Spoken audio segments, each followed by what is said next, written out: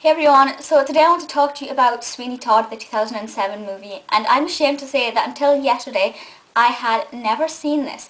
And there are two reasons why I watched it. Those two reasons: Johnny Depp, Helena Bonham Carter.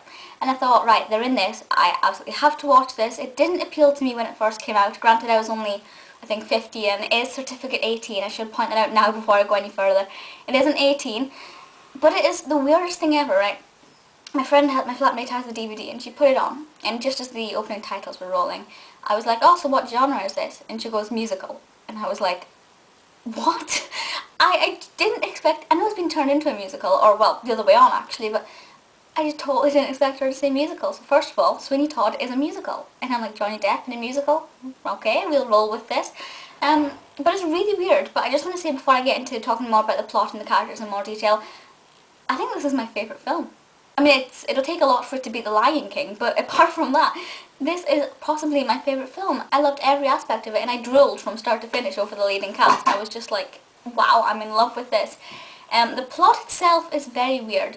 To my knowledge, well, before I watched it, what I thought was, it's about a barber who kills people and puts their bodies in pies. That was my knowledge of it. It's slightly different than that. He does kill people, but it's not just for fun. There is a reason behind it, which I'll talk about soon. And it's not him who puts the bodies into the pies. Mrs. Lovett, Helena Bonham Carter, has a failing pie shop, and when Johnny Depp's character Sweeney Todd comes along, they kind of collaborate. You know, he has reasons to kill people, so he kills his people. She thinks, hey, I need meat for my pies. I'll use the bodies. I'll put them in my pies. And it's very weird because at the beginning there is a song which is it's called The Worst Pies in London, which actually I have it on my phone, so I'll let you have a listen to it just to give you a taste of the kind of music that you'll be in for. Hang on. It's Helena's song, this one, but there are loads of other songs throughout it, which I'll talk more about the cast. Hang on. From the way the people keep avoiding London. Heaven knows a trial stop, but there's no one comes and even to inhale. What you want, so would you like a drop of ale? Mind you, I can hardly blind. Anyway, yeah. So that's the sort of style of music you're getting into.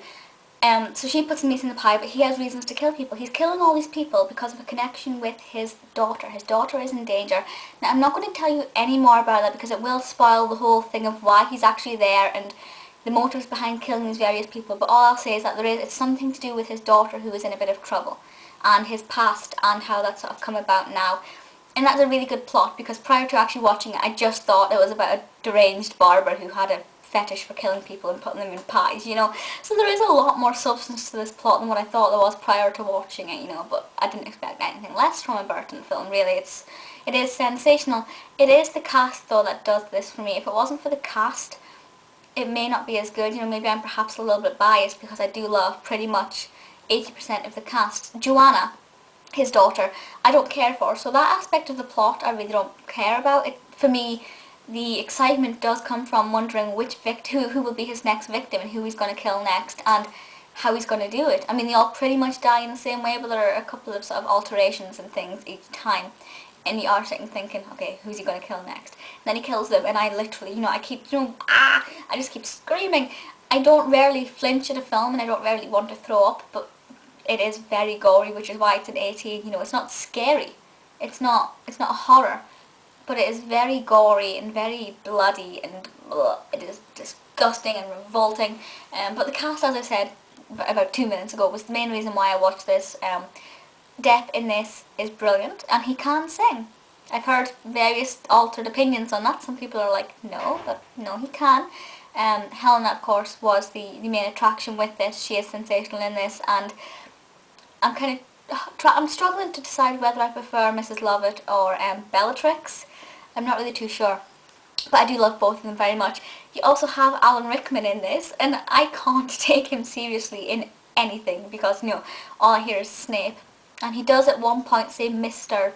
something in this. It could have been Mr. Todd, but whenever Alan Rickman says Mr., all I hear is Mr. Potter in my head, and I laugh. Can't take him seriously, but when he sings, it's very funny. Not because it's bad, just because it's Snape singing. Also, I'm going to just have to call him Wormtail, because I can remember neither the actor's name nor his name in Sweeney Todd, but the guy who plays Wormtail in Harry Potter is also in this. Another character had a brief stint in Harry Potter, so I'd say a good chunk of this cast is from Harry Potter. You're just basically taking the Harry Potter cast and just shoving them in this and turn it into a bit of a bloody gory musical. And it's absolutely sensational, and I love every aspect of this. Well, no. What I don't like is what happens to Mrs. Lovett at the end. I'm not going to tell you what it is, obviously, but when it happened, I literally put my hands over my eyes like that, and then my flatmate started killing herself laughing because she thought it was funny. And to be honest, if it was any other character, I would have been rolling on the floor, peeing myself laughing. It would have been a funny scene. Just her reaction and the way it happened was very funny. And there are a lot of funny things in this. I don't know whether they're meant to be funny or if it's just my warped mind.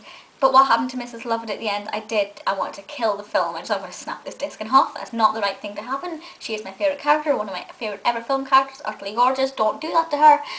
But, you know, it happened. But I can't obviously tell you. I don't think when I talk, I really hope I haven't just told you what happened.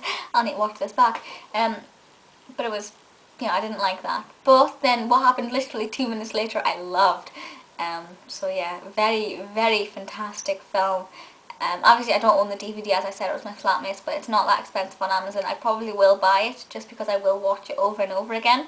And it's very rare for me to watch a film over and over again, which does kind of imply that I love this extensively. Do let me know your thoughts. I'm fairly sure a lot of you have seen this. It's not a film that most people have avoided. It's, you know, it's been raved about for ages. A few people have said, you all watch the Angela Lansbury version. No. Sweeney Todd for me has to have Helena in it. That's my rule.